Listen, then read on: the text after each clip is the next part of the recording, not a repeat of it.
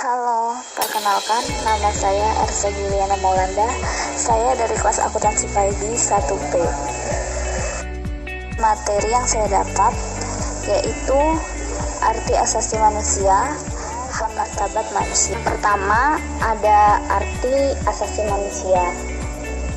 Gambaran secara umum, asasi merupakan dasar dan keberadaan dari asasi manusia yang pada hakikatnya lahir untuk kepentingan manusia itu sendiri. Hal tersebut berarti bahwa manusia diharapkan dapat menikmati asasi yang dimilikinya tanpa menggugat asasi milik orang lain. Yang kedua yaitu hak asasi manusia. Di sini saya akan menjelaskan sedikit pengertian hak asasi manusia secara garis besar. Jadi hak asasi manusia atau HAM secara garis besar merupakan hak seseorang yang melekat pada dirinya. HAM itu hak yang langsung diberikan Tuhan kepada manusia sebagai hak yang kodrati. Yang kedua, menurut Jan Matterson, ia menuturkan bahwa HAM itu hak-hak yang ada pada setiap manusia yang tanpanya manusia itu mustahil hidup sebagai manusia. Kodrat yang telah diberikan Tuhan untuk manusia itu secara hakiki. Secara universal, keberadaan HAM itu berlaku secara menyeluruh kepada setiap manusia di suatu negara tanpa terkecuali adalah pangkat atau derajat yang dimiliki seorang manusia. Dasar-dasar martabat manusia. Adapun dasar-dasar martabat manusia yaitu manusia sebagai gambaran citra Allah, manusia sebagai partner Allah dalam karya penciptaan, manusia memiliki akal budi dan suara hati, dan yang terakhir manusia memiliki kebebasan. Kelompok hak asasi manusia. 3 kelompok hak asasi manusia atau 3 generasi hak asasi manusia. Hak asasi manusia dibagi menjadi 3 generasi sesuai dengan zaman pengakuannya masing-masing, yaitu hak asasi manusia generasi pertama, hak asasi manusia generasi kedua, dan yang terakhir adalah hak asasi manusia generasi ketiga. Kita masuk pada generasi hak asasi manusia yang pertama. Generasi pertama dari abad ke-17 dan ke-18 memuat hak-hak kebebasan dan demokratis atau klasik yang meliputi hak atas orang hidup, keutuhan jasmani, dan kebebasan. Lalu, sebagai implikasinya, hak atas perlindungan terhadap penahanan sewenang-wenang, atas kesamaan di hadapan hukum, hak untuk tidak disiksa atau diperlakukan secara kejam dan tidak manusiawi, larangan perbudakan, hak atas kebebasan suara hati, berpikir dan beragama, atas kebebasan berpendapat, atas kebebasan berkumpul dan hak atas milik pribadi, hak memilih pekerjaan dan kawin atau tidak kawin dengan bebas. Di sini juga termasuk hak untuk ikut menentukan kehidupan bersama bangsa. Hak-hak ini dipelopori oleh Deklarasi Hak di Amerika Serikat dan Deklarasi Hak Asasi Manusia dan Warga Negara di Prancis pada abad ke-18. Generasi hak asasi manusia kedua. Hak asasi manusia generasi kedua pada dasarnya adalah hak ekonomi, sosial, dan budaya. Dan hak-hak ini disebut generasi kedua karena hak ini dikatakan muncul pada abad ke-19 sebagai tanggapan terhadap kemiskinan dan eksploitasi yang dipicu oleh revolusi industri. Kesetaraan hak atas ketidakadilan sosial dalam abad ke-19 melahirkan hak-hak asasi manusia dari generasi kedua, yaitu hak sosial dan budaya, yaitu hak atas pekerjaan, atas kesempatan untuk memenuhi kebutuhan dasar dalam pangan, sandang, dan tempat tinggal, kesehatan, serta pendidikan. Hak atas upah yang wajar.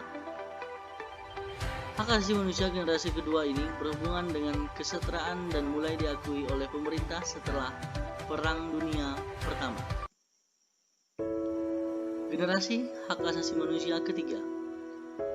Hak asasi manusia generasi ketiga adalah hak yang muncul pada awal abad ke-20 dan dikemukakan dalam dokumen-dokumen yang tergolong sebagai soft law dalam hukum internasional, seperti Deklarasi Stockholm 1972 dan Deklarasi Rio pada tahun 1992.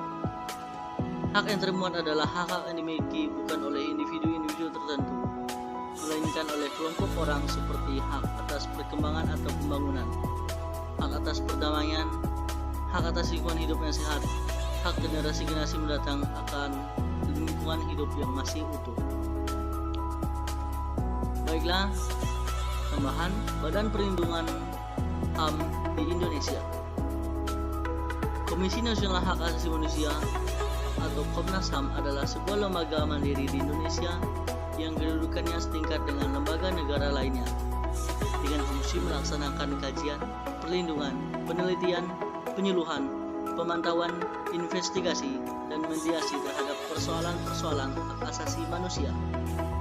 Komisi ini dibentuk oleh Soeharto tanggal 7 Juni 1993 berdasarkan keputusan Presiden nomor 50 tahun 1993 tentang Komisi Nasional Hak Asasi Manusia. Hubungan hak asasi manusia dengan kasih sayang Yesus. Yesus adalah sang penyelamat, Yesus menjadi saudara kita. Dalam Yesus, Allah sendiri menjadi solidar dengan kita. Kita dipanggil untuk mewujudkan kerajaan kebaikan Allah dalam masyarakat. Suatu masyarakat di mana manusia dapat hidup sesuai dengan martabat sebagai anak Allah dan saudara Kristus. Sebagai manusia, sebagaimana direncanakan Allah, maka kita dipanggil untuk mewujudkan kehidupan bersama dalam masyarakat yang baik dan berdasarkan cinta, kasih, dan keadilan. Menjelaskan tentang hak-hak manusia dalam konteks nilai budaya dan pernyataan umum hak-hak manusia. Oke, saya akan menjelaskan bagian pertama tentang hak-hak manusia dalam konteks nilai budaya. Di sini saya akan menjelaskan terlebih dahulu tentang definisi HAM. Definisi HAM yaitu hak-hak asasi manusia berarti hak yang dimiliki seseorang semata-mata karena ia seorang manusia. Selanjutnya adalah pengertian kebudayaan. Kebudayaan adalah keseluruhan sistem gagasan, tindakan, dan hasil karya manusia dalam rangka kehidupan bermasyarakat yang dijadikan milik diri manusia dengan belajar. Kemudian, di satu sisi kebudayaan adalah hak asasi manusia sebagai bagian pengembangan diri dan pribadi manusia seutuhnya dan dijamin oleh negara. Sementara di sisi lain, melalui kebudayaan, upaya infiltrasi nilai-nilai hak asasi manusia dapat dilakukan secara efektif. Titik temu antara HAM dan kebudayaan adalah kebebasan berekspresi, ujar Komisioner Komnas HAM Amiruddin. Menurut Undang-Undang Nomor 11 Tahun 2005 tentang pengesahan Kovenan Internasional tentang Hak-Hak Ekonomi, Sosial, dan Budaya dapat menjadi acuan dalam pelaksanaan hak budaya sekaligus kebebasan berekspresi. Kemudian, secara dalam konteks hak manusia, nilai budaya merupakan unsur yang sangat terikat erat pada manusia. Hal tersebut dikarenakan manusialah yang menciptakan budayanya sendiri dan melestarikannya secara turun-menurun. Jadi, dapat dikatakan manusia memiliki hak atas kebudayaannya yang ia miliki dan ia ciptakan sendiri.